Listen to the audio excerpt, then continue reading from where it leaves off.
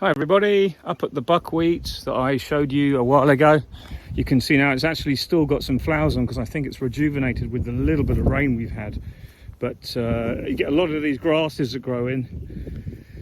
And the reason why the farmer does it annually is because he puts a crop of maize in here every second year or third year. And the maize, they use a weed killer on it that actually takes out the, it's like a systemic weed killer. It's like a Roundup derivative, I think. That obviously kills everything other than the maize. Now, there'll be people out there who know more of the exact stuff, but so they rotate it. But next year, in the field of the other side of the road here, they're going to be sowing 6 hectares of buckwheat, which I've been asked to pollinate, which I am more than happy to do. But the great thing is I can put my bees here in the same place if all goes well, and also the far side, you can see those green bales of hay. I'll probably bring about 30 to 40 hives up here because 5 or 6 hectares is a massive amount of buckwheat. So I'm just putting these bee escapes on. We've got some nice honey in here. They're not all full, but they've all got a good amount in. I'm really pleased. I'm actually thinking of marking my bee escapes over the winter with arrows that face upwards on here. So when you can look at them quickly before you go, you can go, oh, you know, it's often, or not often, but every now and again, we will hear stories of you come back and you kind of want to get all the honey off, and you come to the job of putting the bee escapes on and you put one on the wrong way around. Because if you put it on this way around, what happens is the bees will come out and you end up with more bees in the supers than you would have done. And it just means you've got to come back the next day and do it all again. So we are now mid-September. I'm far too late. I would like to have this done 2 to 3 weeks ago. I found some queens I hadn't released, but the interesting thing is the colonies have stayed a reasonable size. Yes, it's going to be more difficult for them to get going, but they're all going to have a pollen sub. So as soon as I've pulled this, the queens I've released will all be laying straight away like today.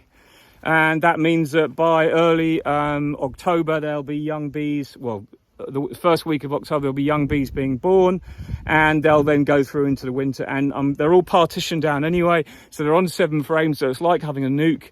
And obviously giving them the pollen sub will really boost them. And I'm going to move all this apiary. This whole apiary here is going to be moved back to another apiary I moved out of last spring, because obviously this is all going to be cut, and I need to move the bees out here anyway very soon.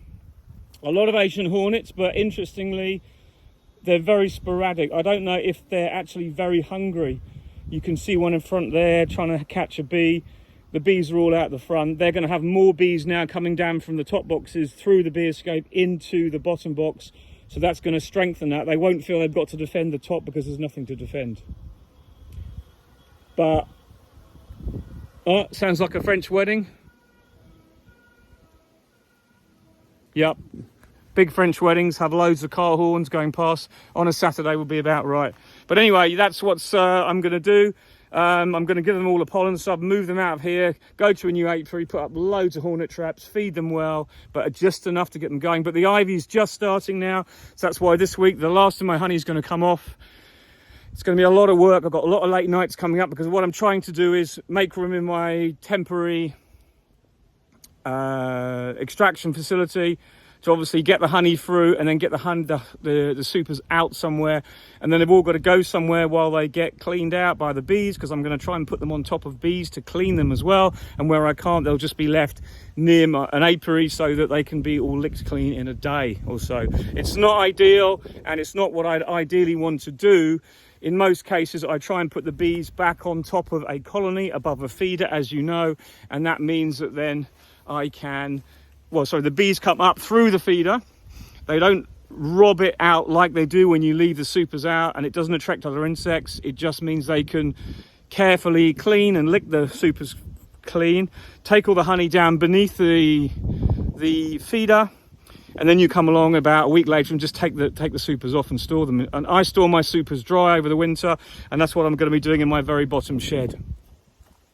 So just a quick update on this. I mean, this is, like I say, so late, but I have to say the bee escapes are working absolutely fantastically. They're very simple, this design. I haven't gone for the quick release element. I just find it's easier to undo the screws and then change them over. I'll buy a completely separate set of these. They're only literally €1.20 each. And I'll buy a completely separate set so I can change them over, probably not next year, but the year after. You just change the whole lot over, then you can give them a wash in caustic soda or, you know, soda crystals, and then you can pressure wash them and you clean out all these holes.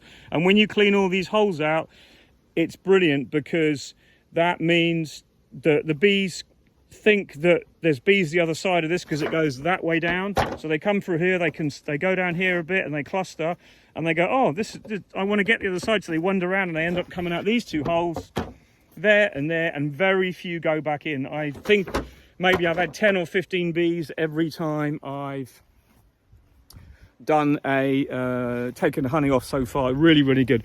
Plenty of Asian hornets around.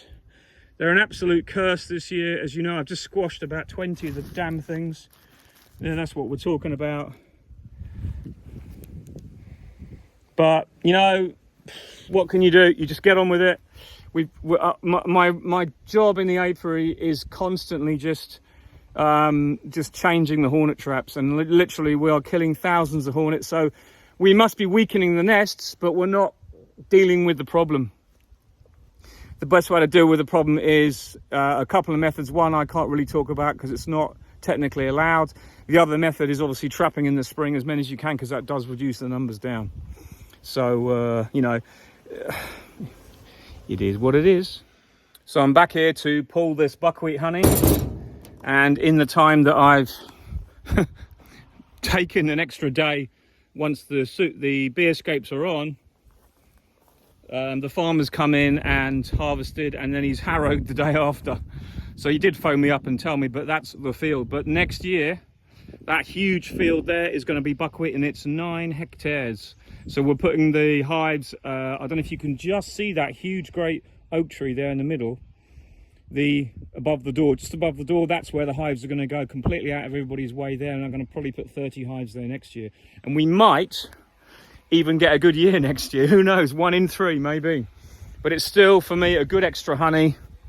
It's extremely dark. This is see here, if you're looking here, I took this out. I actually broke the frame because it was attached, but I didn't see that. And I can tell you, it is so strong. The flavor is absolutely delicious. You can see it when you smell it as well. It's so intense, that flavor. But even though we haven't got a lot, I've got probably maybe 250, 300 kilos, maybe a barrow full. You know, all the supers are kind of mixed. Asian hornet they're everywhere. These bees are coming out of here very quickly. You see this trap I filled up when I was here to actually put the bee escapes on. That's full in 4 days that is, sorry. So it's incredible.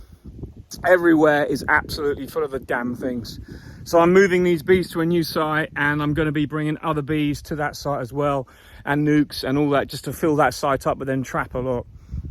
So it's good. It's just good to get this off, get this back, get it extracted, get it in the barrel, move on. Obviously I've got treatments to go on here like this week as well. They're way too late, but it is what it is. Anyway, buckwheat honey finally finished, and plans for next year in place. Bye for now.